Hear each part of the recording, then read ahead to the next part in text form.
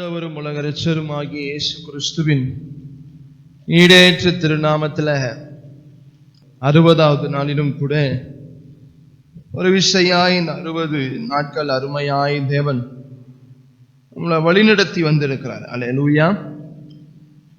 இந்த ஞாயிற்றுக்கிழமை முதல் ஆராதனையிலும் கூட கொலோசியரின் புஸ்தகம் 2ஆம் அதிகாரம் 2ஆம் வசனத்திலிருந்து நம்ம தியானித்த பொழுது, கொலோசியர் 2ஆம் அதிகாரம் 2ஆம் வசனத்துல நம்ம வாசிக்கும் பொழுது, அவர்களுடைய இருதயங்கள் தேற்றப்பட்டு அவர்கள் அன்பினால் இணைக்கப்பட்டு பிதாவாகிய தேவனுக்கும் கிறிஸ்துவுக்கும் உரிய ரகசியத்தை அறிந்து கொள்ளுகிற உணர்வின் பூரண நிச்சயத்துடைய எல்லா ஐஸ்வர்யத்து உடையவர்களாய் இருக்க வேண்டும் என்பதை இப்படி நான் விரும்புகிறேன் என்று நம்ம வாசித்தோம்.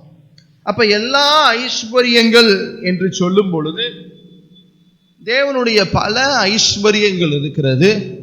அதுல ஒரு ஐஸ்வர்யமாய் மகிமையின் ஐஸ்வர்யம் என்று சொல்லி கடந்த ஞாயிற்றுக்கிழமையில நம்ம தியானித்ததை பார்த்தோம். அந்த மகிமையின் ஐஸ்வர்யத்தின் மூலமாய் தேவன் நம்முடைய குறைவுகளை நிறைவாக்குவார். என்னென்ன மகிமையின் ஐஸ்வர்யங்கள் மூலமாய் தேவன் என்னென்ன குறைகளை நிறைவாக்குவார் என்று நம்ம பார்த்த பொழுது, ஆண்டவர் 1ஆம் அதிகாரம், அதாவது எபேசியர் 1ஆம் அதிகாரம் 17-18 வசனத்தின்படி ஆண்டவர் தம்முடைய மகிமையின் நிறைவான 1:18 வாசிக்கிறபடி, எபேசியர் 1:18 தாம் நம்மை அழைத்ததினாலே நமக்கு உண்டாயிருக்கிற நம்பிக்கை என்னதென்றும் பரிசுத்தவான்களிடத்தில் தமக்கு உண்டாகியிருக்கிற சுதந்திரத்தினுடைய மகிமையின் ஐஸ்வர்யம். அப்ப தேவன் நமக்காக என்ன சுதந்திரத்தை வைத்திருக்கிறார்? அவருடைய பிள்ளைகளாய் இருக்கிற நமக்கு ஆண்டவர் என்ன சுதந்திரத்தை வைத்திருக்கிறார்? அந்த மகிமையின் ஐஸ்வர்யத்தின் மூலமாக நமக்கு கிடைக்கிறதான சுதந்திரம் என்ன அப்படின்னு பார்க்கும் பொழுது, அது நம்ம 1 பேதுருவின் புஸ்தகம் 1ஆம் அதிகாரம் 3ஆம் வசனம் 4ஆம் வசனத்தை படிக்கும் பொழுது 4ஆம் வசனத்துல ரொம்ப தெளிவாக இருக்கிறது.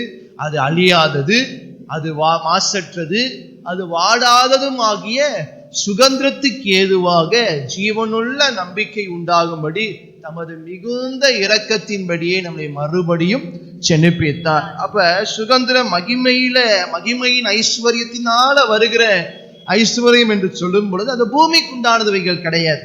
பொண்ணோ பொருளோ ஆஸ்தியோ வீடோ நம்முடைய குடும்பமோ அது நம்முடைய சுதந்திரம் கிடையாது. ஆண்டவர் ஒரு அழியாத, ஒரு மாசற்ற, ஒரு வாடாத, ஒரு நித்திய ஜீவனுக்குள்ளாக, ஒரு நித்திய நம்பிக்கைக்குள்ளாக ஒரு மறுபடியும் ஜெனிப்பித்தார் என்று வாசிக்கிறார். அப்ப ஒரு மறுவாழ்வு, ஒரு நித்திய ஜீவனை நமக்கு என்ன பண்ணுகிறார்? ஆண்டவராகிய இயேசு கிறிஸ்து இந்த மகிமையின் ஐஸ்வர்யத்தின் மூலமாக நமக்கு எந்த சுதந்திரத்தை கொடுக்கிறார்? நித்திய ஜீவன் என்கிறதான ஒரு சுதந்திரத்தை நமக்கு ஆண்டவர் தருகிறதை நம்ம பார்க்க முடிகிறது. அதுக்கப்புறம் தொடர்ச்சியாய் நம்ம வாசிக்கும் பொழுது 3ஆம் அதிகாரம், இதே எபேசியரின் புஸ்தகம் 3ஆம் அதிகாரத்துல 16ஆம் வசனத்திலிருந்து படிக்கும் பொழுது நம்ம என்ன பார்த்தோம்? நம்முடைய உள்ளான மனுஷன் அதாவது எபேசியர் 3:16 உள்ளான மனுஷன் நீங்கள் அவருடைய ஆவியினாலே உள்ளான மனுஷனின் வல்லமையாய் பலப்பட.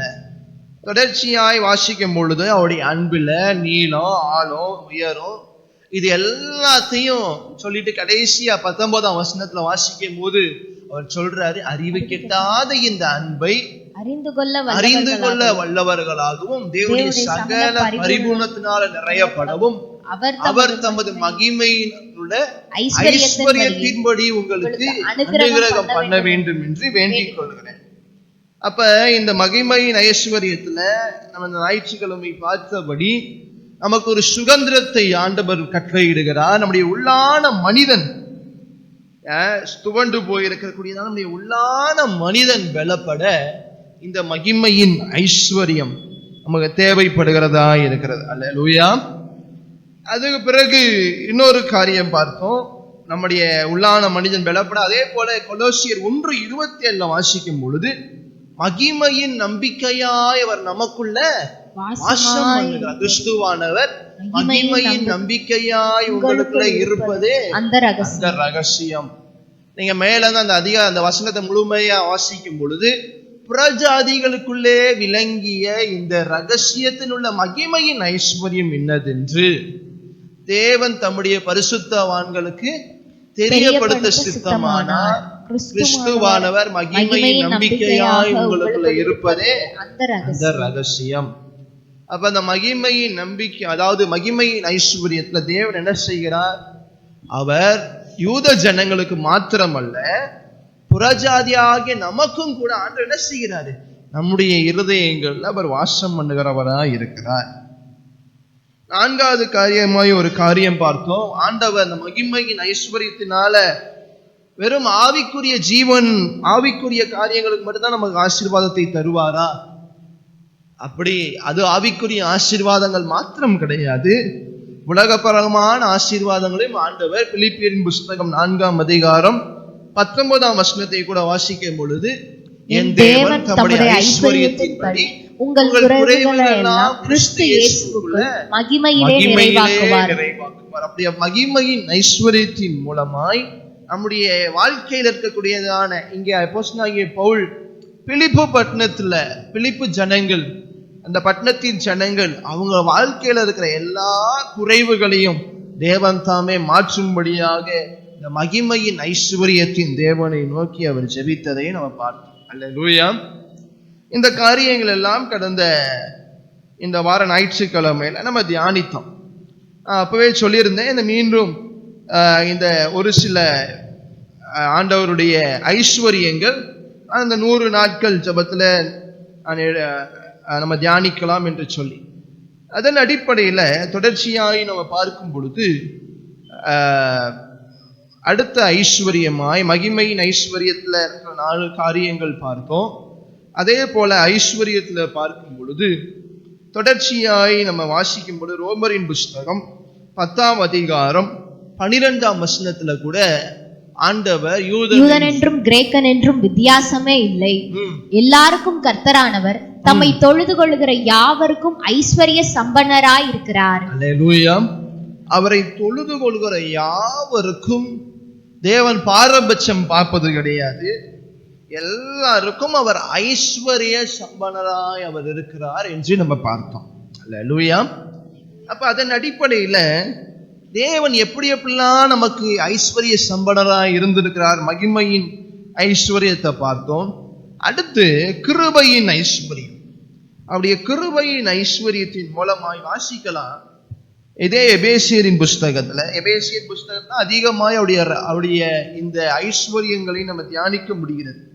அப்படி பார்க்கும் பொழுது எபேசியரின் புஸ்தகம் 1ஆம் அதிகாரம் 7ஆம் வசனத்தை கூட வாசிக்கும் பொழுது, அவருடைய கிருபையின் ஐஸ்வர்யத்தின்படியே இவருடைய இரத்தத்தினாலே பாவ மன்னிப்பாகிய மீட்பு இவருக்குள் நமக்கு உண்டாயிருக்கிறது. அல்லேலூயா.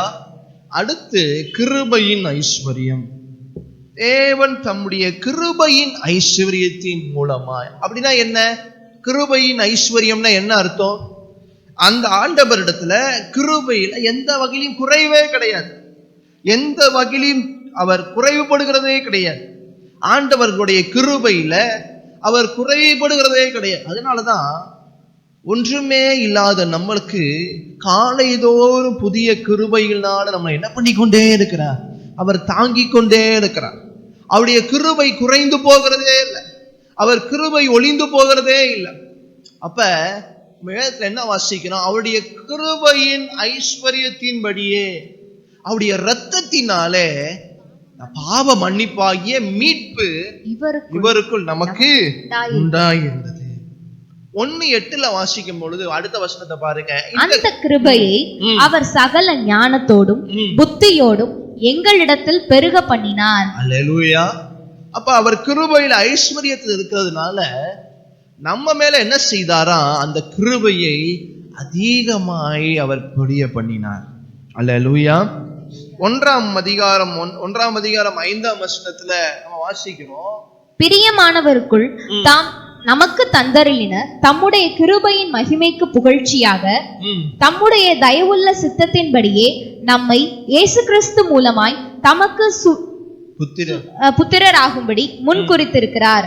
அவருடைய கிருபையின் ஐஸ்வர்யத்தின்படியே இவருடைய இரத்தத்தினாலே பாவ மன்னிப்பாகிய மீட்பு இவருக்குள் நமக்கு உண்டாயிருக்கிறது. அல்லேலூயா. அப்ப கிருபையின் ஐஸ்வர்யம்னா, கிருபையில எந்த வகையிலும் அவர் குறைவே இல்லை. அவன் மேல எவ்வளோ துன்மார்க்கமாய் எவ்வளோ பாவம் செய்திருந்தாலும் அவருடைய இரத்தத்தினாலே என்ன ஆனது? பாவ மன்னிப்பாகிய மீட்பு நமக்கு உண்டானது. அப்ப இன்னைக்கு நம்ம ரட்சிக்கப்பட்டவர்களாய் காணப்படுகிறோம். இன்னைக்கு நம்ம கழுவப்பட்டவர்களாய் காணப்படுகிறோம். அதான் இதே 2ஆம் அதிகாரம் 5ஆம் வசனத்துல வாசிக்கும் பொழுது, அக்கிரமங்களில் மரித்தவர்களாய் இருந்த நம்மை கிறிஸ்துவுடனே கூட உயிர்ப்பித்தார், கிருபையினாலே ரட்சிக்கப்பட்டீர்கள். அல்லேலூயா.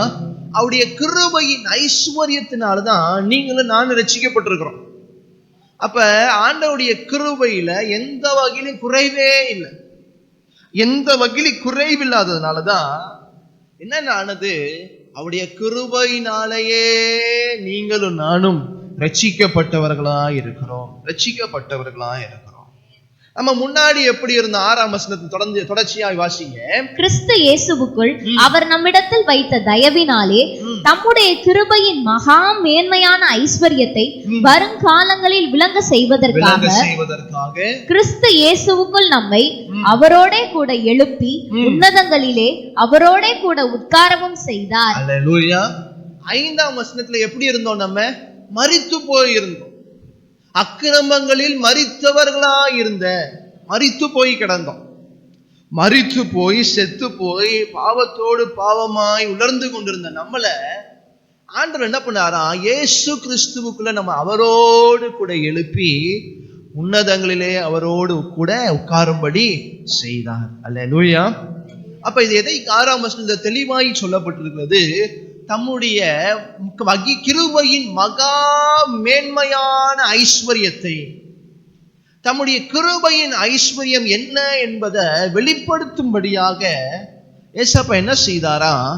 மரித்தவர்களாய், பாவத்துக்கு, அடிமைக்கு, அக்கிரமத்திற்கு இப்படி மரித்தவர்களாய் இருந்த நம்மள அவருடைய கிருபையின் ஐஸ்வர்யத்தை விளங்க செய்வதற்காக, அதை வெளிப்படுத்துவதற்காக, அந்த கிருபையின் ஐஸ்வர்யத்துக்கு நம்ம பாத்திரவான்களாய் மாறுவதற்காக ஆண்டவர் மரித்தவர்களாய் ஒன்றுமில்லாதவர்களாய் இருந்த நம்மள உயிரோடு எழும்ப பண்ணி உன்னதங்கள்ல நம்மளை அமர செய்திருக்கிறார்.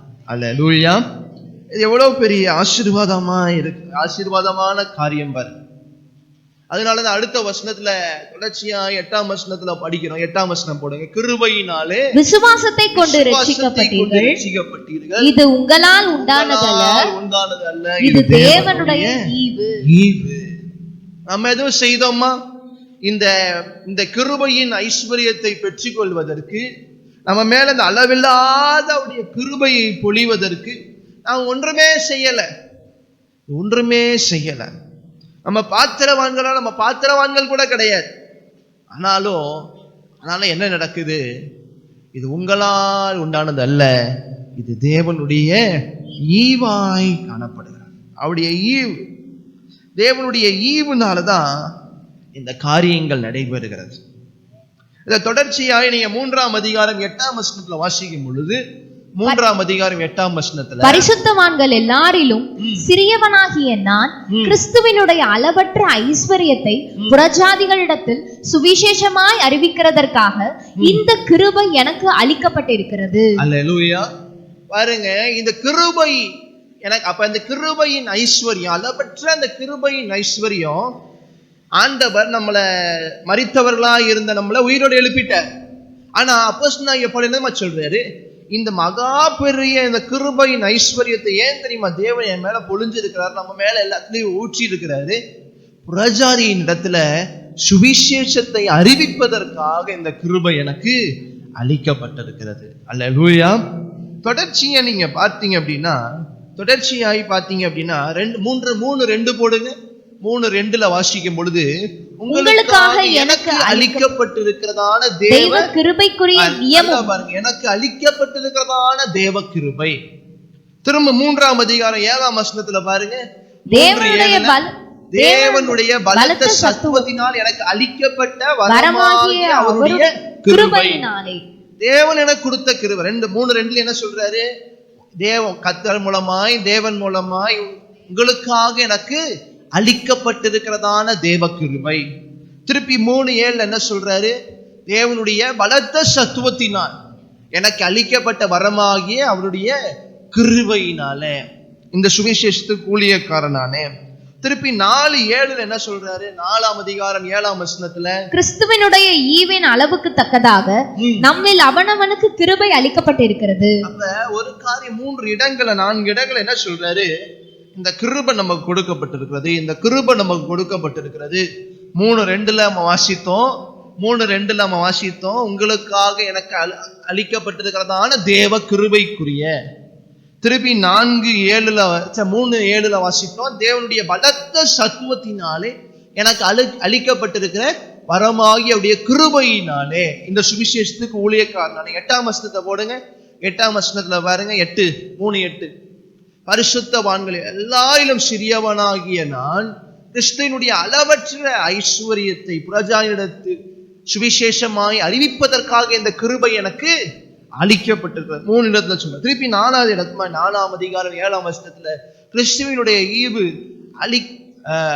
அளவுக்கு தக்கதாக நம்ம மேல் அவனவனுக்கு கிருபை அளிக்கப்பட்டிருக்கிறது. அப்ப கிருபை அளிக்கப்பட்டிருக்கிறது, கிருபை அளிக்கப்பட்டிருக்கிறது என்று தொடர்ச்சியாய் 4 இடங்கள்ல சொல்றேன். 4 இடங்கள்ல ஏன் சொல்றாரு? ஏன் இந்த கிருபை நமக்கு அளிக்கப்பட்டிருக்கிறான்?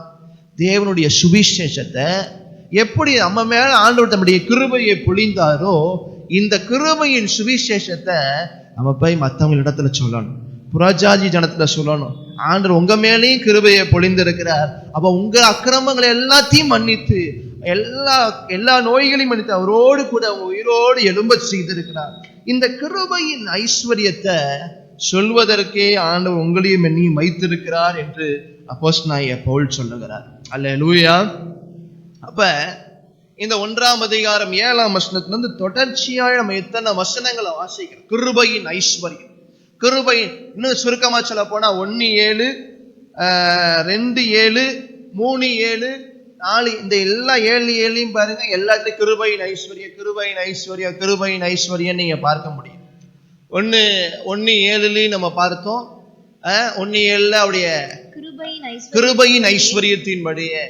திருப்பி 2ஆம் அதிகாரத்திலையும் 2ஆம் அதிகாரம் 6:2 அதுலயும் பார்த்தோம், தம்முடைய கிருபையின் மகா மேன்மையான ஐஸ்வர்யம். சுலபமாய் ஞாபகம் வைத்துக் கொள்ளலாம். அப்ப தொடர்ச்சியாய் இந்த அதிகாரம், இந்த நிருபம் மூலமாக தேவன் எந்த அளவுக்கு தம்முடைய கிருபையை நம்ம மேல பொழிந்திருக்கிறார்.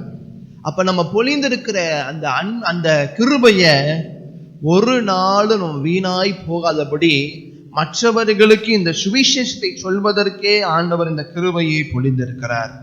அல்லேலூயா, அல்லேலூயா.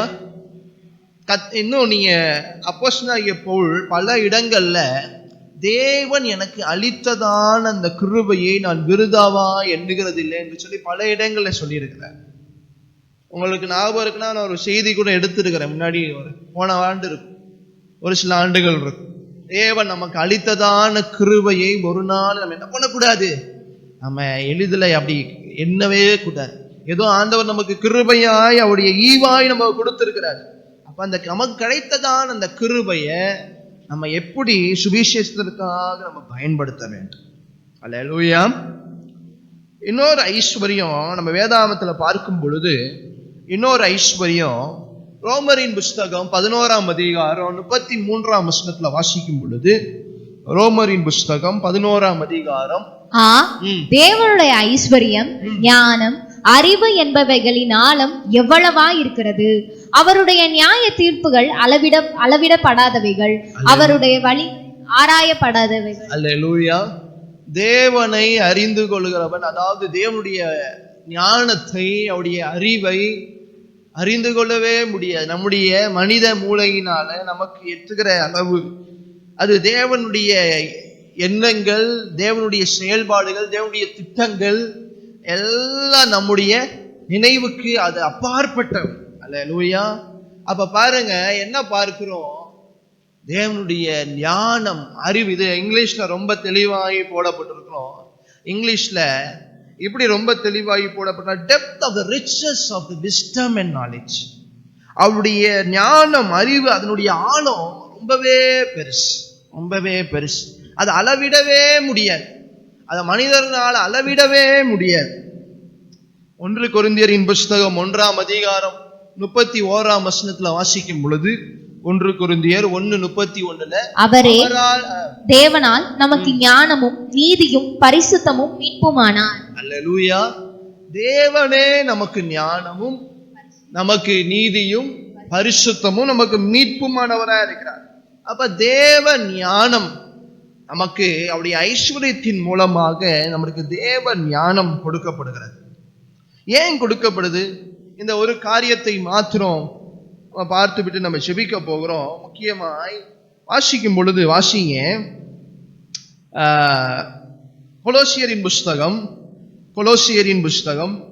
2ஆம் அதிகாரம் 2ஆம் வசனத்திலிருந்து கூட வாசிக்கும் பொழுது அவருடைய தமிழ் மட்டும் போடுங்க. அவர்களுடைய இருதயங்கள் தேற்றப்பட்டு அவர்கள் அன்பினால் இணைக்கப்பட்டு பிதாவாகிய தேவனுக்கும் கிறிஸ்துவுக்கும் உரிய ரகசியத்தை அறிந்து கொள்ளுகிற உணர்வின் பூரண நிச்சயத்தினுடைய எல்லா ஐஸ்வர்யத்திற்கும் உரியவர்களாக வேண்டும் என்றே இப்படி விரும்புகிறேன்.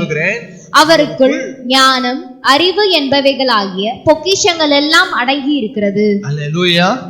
என்ன சொல், எந்த ஐஸ்வர்யத்தை பற்றி அங்க சொல்லப்படுகிறது? 2ஆம் வசனத்துல ஞானம் அறிவு என்கிறதான பொக்கிஷன், அந்த ஐஸ்வர்யத்தை பற்றி தான் நீங்க 3ஆம் வசனத்துல நம்ம வாசிக்கிறோம். இதை யாருக்காக எழுதுறாரு அப்படின்னு பார்த்தா, நீங்க 1ஆம் வசனத்தை வாசிக்கும் பொழுது 2:1 வாசிக்கும் பொழுது உங்களுக்காகவும் லவோதிக்கேயாவில் இருக்கிறவர்களுக்காகவும் சரீரத்தில் என் முகத்தை காணாதிருக்கிற மற்ற எல்லாருக்காகவும் மிகுந்த போராட்டம் எனக்கு உண்டென்று நீங்கள் அறிய விரும்புகிறேன். அல்லேலூயா. இந்த நிருபத்தை அப்போஸ்தலனாகிய பவுல் கொலோசிய பட்டணத்துக்கு எழுதினாலும் அவர் எந்த பட்டணத்துக்காக அவர் சேர்த்து எழுதியிருந்தார்னா, லவோதிக்கா சபைக்காகவும் சேர்த்து எழுதியிருந்தார். இந்த லவோதிக்கா சபை என்றால் உங்களுக்கு ஞாபகம் வரும், வெளிப்படுத்தின விசேஷத்துல 7 சபையில இந்த லவோதிக்கா சபையே ஒன்று. இந்த லவோதிக்கா சபை எப்படிப்பட்ட சபை? அனலும் இல்லாமல் குளிரும் இல்லாமல் இருந்ததான ஒரு சபை. ஆனா அங்க பயங்கர பாடுகள், அங்க சொல்ற மிகுந்த போராட்டம், மிகுந்த கஷ்டம், மிகுந்த பாடுகள் மத்தியில தான் அந்த சபை நடந்து வந்தது. நீங்க தொடர்ச்சியாய் இந்த கொலோசியர்லயே 4ஆம் அதிகாரம் 13ஆம் வசனம் 16ஆம் வசனத்துல நீங்க படிச்சு பார்க்கும்போது, அவன் உங்களுக்காகவும் லவோதிக்கேயாவிலும் அதே போல 16 போடுங்க.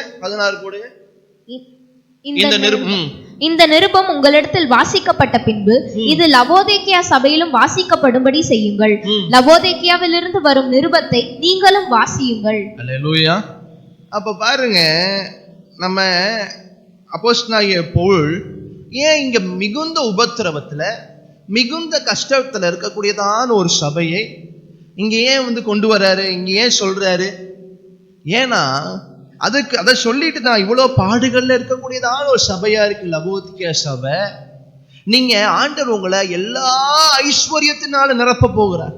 அதிலும் எந்த ஐஸ்வர்யம்? ஞானம் அறிவு என்பவைகளின் பொக்கிஷத்தினால் ஆண்டவர் நிரப்ப போகிறார். ஏன் துன்பத்துல போராட்டங்கள்ல கஷ்டத்துல இருக்கிறவங்களுக்கு ஏன் ஒரு அறிவு ஞானம் என்றதான ஐஸ்வர்யம்? இந்த போராட்டத்தின் மத்தியில, இந்த பாடுகளின் மத்தியில எப்படி வாழ வேண்டும், கிறிஸ்துவுக்காக எப்படி நடக்க வேண்டும், கிறிஸ்துவுக்குள்ளாக எப்படி இந்த உபத்திரவத்தின் மத்தியில பாடுகளின் மத்தியில தேவனை எப்படி அவங்க அறிந்து கொள்ள வேண்டும் என்பதற்காகவே ஆண்டவர் என்ன செய்கிறாராம்? ஞானம் அறிவு என்கிறதான ஐஸ்வர்யத்தினால் அவர் நிரப்புகிறாராம். அல்லேலூயா. அப்ப பாருங்க, ஒரு விஷயாய் நம்ம பார்க்கும் பொழுது இன்னொரு படி சொல்ல போகுது. நம்ம வெளிப்படுத்தின விசேஷம் சேர்த்து வைத்து பார்க்கும் பொழுது, இந்த லவோதிக்கேயா சபையின் ஜனங்கள் அவங்க அனலும் இல்லாமல் குளிரும் இல்லாமல் இருந்ததற்கு ஒரு காரணம், அவங்கள் தேவனை அறிய வேண்டிய விதமாய் அறியாமல் அவங்க ஆவிக்குரிய ஜீவன்ல குட்டுத்தனமாய் காணப்பட்டாங்க, அறிவில்லாமல் காணப்பட்டாங்க. அதனால்தான் அப்போஸ்தலனாகிய பவுல் சொல்றாரு, அவருடைய ஐஸ்வர்யத்தினால, ஞானம் அறிவு என்கிற ஐஸ்வர்யத்தினால இந்த லவோதிக்கேயா சபையை உன்னை தேவன் என்ன பண்ணுவார்? உன்னை நிரப்புவார். அல்லேலூயா. பொக்கிஷங்களின் எல்லாத்திலையும் உன்னை ஆண்டவர் நிரப்புவார். அல்லேலூயா. அப்ப மகிமையின் ஐஸ்வர்யத்தை பார்க்கிறோம், கிருபையின் ஐஸ்வர்யத்தை பார்க்கிறோம், அதே போல ஞானம், அறிவு என்கிறதான ஐஸ்வர்யத்தை பார்க்க, துன்பத்தின் மத்தியில, போராட்டங்களின் மத்தியில எப்படி தேவனுக்காய் அவரை அறிந்து கொண்டு வாழ்வது என்கிறதுக்காகவே தேவன் தம்முடைய ஐஸ்வர்யத்தை அவர் வெளிப்படுத்துகிறவராய் இருக்கிறார்னு பார்த்தோம். கடைசியாக கூட இதே எபேசியரின் புஸ்தகம் 2ஆம் அதிகாரம் 4ஆம் வசனத்தை படிக்கும் பொழுது, எபேசியர் 2:4 வாசிக்கும் பொழுது, தேவனோ இரக்கத்தில் ஐஸ்வர்யம் உள்ளவராய் நம்மில் அன்பு கூர்ந்து தம்முடைய மிகுந்த அன்பினாலே அக்கிரமங்களில் மரித்தவர்களாய் இருந்த நம்மளை கிறிஸ்துவுடனே கூட மீட்பித்தார், கிருபையினாலே ரட்சிக்கப்பட்டீர்கள்.